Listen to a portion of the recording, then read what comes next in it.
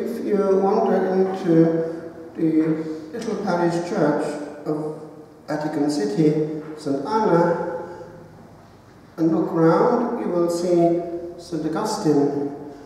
Look more carefully and you will see at his feet an angel or a child. What is that angel or child doing? He is teaching the Great Father. Now, St. Augustine was living at the time when the whole plethora of Christological questions was being thrashed out, council by council. It wasn't finally settled until 415 at the Council of Chalcedon. And he was there on the beach pondering about how does the internal life of the Blessed Trinity function. Remember now that there are serious questions. Did the soul of the Saviour take the place of the humanity, divinity, whatever it was? It's all complex, how it worked. And there he was, puzzled and confused. And he saw this child, and what was this child trying to do? He was trying to make a hole in the sand, and with great patience putting the sea in it. And Augustine looked at the child, or the angel, and said, "What are you doing, little man?" And the child, or angel, simply answered, "Good man, I will more easily put the whole content of the ocean into my hole than you will put the Trinity into your head." And so, at that point, rather like Socrates, he realized that he didn't know a thing. And at that point, was able at last to expand his limited mind to see, I begin to understand that I don't know. I actually can't know. One day I will. Indeed, one day I will know by seeing. We know a person by loving that person. And so it is with our God. And what will be our surprise when we see that our God is pure, essential love, and that all that is in his life is relationship, what has been called ever since the circum-in-session. It's a continuous internal movement of relationship and of love. And by the way, Augustine helped the West specifically to understand a bit about it, because he explained it in this term. It was that all comes from the Father, yes, that we have in common with the East, but there is the self-understanding of the Father, the Word, the Logos, and it is a person, but there is this bonding between the two, so strong, so essential that it is also a person. And it is therefore a common produce of the both of them together acting in love. Personal love, flowing all the time, but also flowing in his creatures that we are. The East remained at the original definition, that of the councils that ended up in Constantinople in 381, and we still use it as the creed to this day. And you'll remember that in 1054 there was a huge row between the East and the West, that the West had dared to add one word. He proceeds from the Father, and then in Latin it's one word, filioque, and from the Son. Oh, does he indeed, says the East. You can't add a word onto an ecumenical council's definition. But the West replied, and simply, it was spontaneously put there by the thinking church led by the Holy Spirit. The creed is true without that clause, and Pope John Paul II said it without that clause when in the East. He also made the sign of the cross back to front when he was in the East, showing that there are certain things which are negotiable, and we respect each other. But That Blessed Trinity is the essence. And we can help each other to understand certain things by actually looking at common experience. Some years ago, a person who wasn't particularly believing died a clinical death, and his soul started to travel. And he was given to understand on the other side, when he was actually clinically dead, something he hadn't in the remotest sense understood before. It was simply this: love is the meaning of the universe. And he came back, and until he died, all his life became orientated towards showing what he'd felt: love. That we can take with us. For if our God is what he is, we must reflect that in all that we do, without exception. But there is one specific area that I want to zoom into with regard to this. It's this: we have to do with a greater power from which all things come and to which all things go, which implies that we too have relationship with that power. And specifically, we express that relationship in one very clear area: our worship. Our worship is something that pertains to another domain. It does not pertain to earth. In church, we are in a part of the universe that belongs not to the earth. It's extraterritorial, its geography is claimed by heaven. Its inhabitants are the angels, and their king is in the midst. He reigns in this house. And all that we do in this house pertains therefore to the rights of a greater power.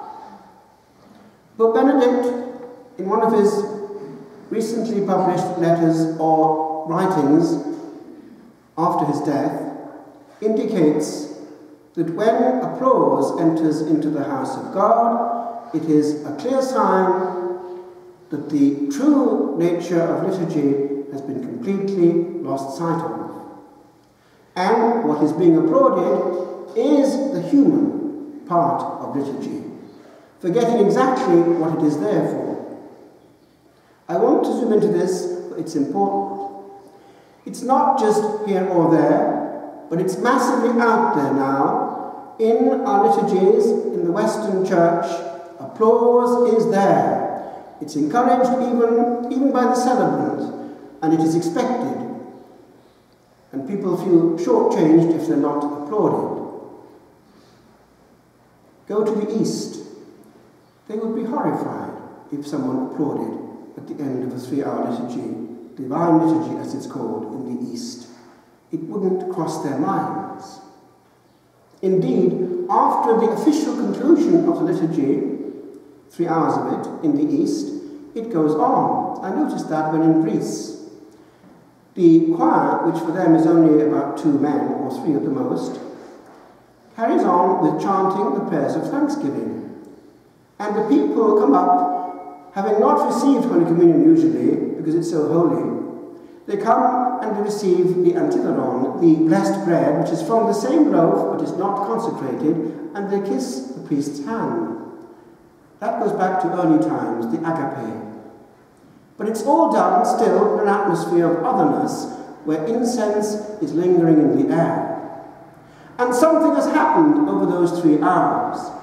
They have entered into mode. They've gone into a space which doesn't belong to man. They've been put in their truth before that Trinity. Kyrie eleison, Kyrie eleison, Kyrie eleison, going on and on and on and on. Man doesn't exist in the house of God. And they express it on their noses when it comes to the great entry, when the priest comes in, because for them, they do not dissect time. The whole celebration is consecratory. So at the grand entry, before the consecration, when he comes in with the holy gifts, he's like this, and there's incense and worship. God is unbelievably great, and they can't point him down to one moment in time. He is explosive. And we need, my friends, to have the humility in the West that also they have something what has happened in the West.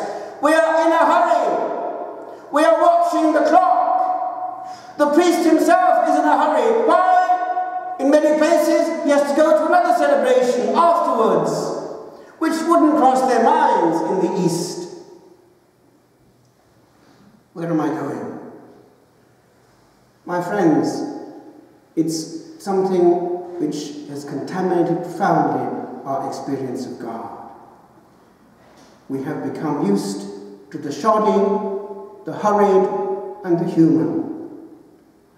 Even in the 60s, the great Anglican apologist C.S. Lewis, in one of his writings, said, "We sing hymns which are third-rate poetry set to sixth-rate music." And he went on to talk about the liturgical fidget, who thinks he has to improve on things to make himself interesting. That's in the 60s, in the Anglican Church. What would he say now, in 2023, when people come to be entertained? Entertained. Entertained! What are we up to, my friends? Are we the centre of worship?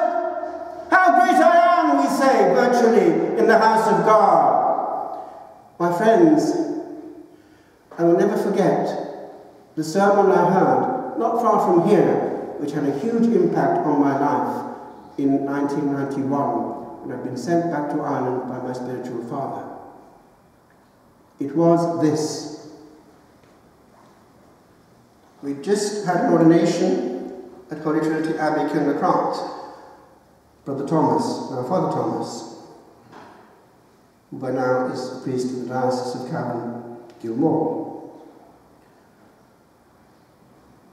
What is happening in the house of God is of a different level altogether. Listen to this. And this week of Corpus Christi, it matters a lot. For the Trinity, for us, makes itself available in one specific area, the Most Blessed Sacrament, which according to the divine will, we will adore here at 1 o'clock this coming Thursday, the old Corpus Christi, with the High Mass in Latin, followed by the procession in benediction. O priest, who are you? You are not yourself, because you are God. You are not of yourself, because you are the servant and minister of Christ. You are not your own, because you are the spouse of the church. That, by the way, explains a lot. The Lord wants the whole person, heart and time and availability included. And that's a great advantage that we have in the West over the East. The priest is available, free. You are not yourself, because you are the mediator between God and man. Do you know that in 1947, Our Lady appeared in death row to a Negro about to be executed? And she gave him the Catholic faith and taught him that when he went to confession, it was like a telephone conversation. The Lord was using the voice box of the priest. Now do you see why a priest should never ever use bad language? His tongue is the tongue of Jesus Christ. You are not from yourself, because you are nothing. What then are you? Nothing. And everything. O priest, take care, lest what was said to Christ on the cross be said to you. He saved others, himself he cannot save. I just picked this up this morning before coming. And I just want to quote the end of it, because a priest is more a danger than anyone. Why? He is all the time handling the Blessed Trinity. And the standards of the Blessed Trinity are far beyond our comprehension. And so it is that priests can be lost by abusing grace. This came out some years ago. A priest called Verdi Lamondieu, who lived centuries ago, was obliged to admit in exorcism because he was then there and somebody, how and why he got to the wrong place. Listen. He goes into one specific area which got him into trouble. Bit by bit, he abandoned the breviary, which was already the last bit which kept him safe. And if a priest comes to somebody wanting to be laicized, you can ask him, when did you stop saying the breviary? You'll find it's usually there that things start to go really wrong. I've had priest friends who stopped saying it, and each one has left the priesthood. And then he was open to all this stuff. I won't go into detail, I'll leave it to your imagination. Leading a double life. The sixth commandment. But then, the tragedy of it all.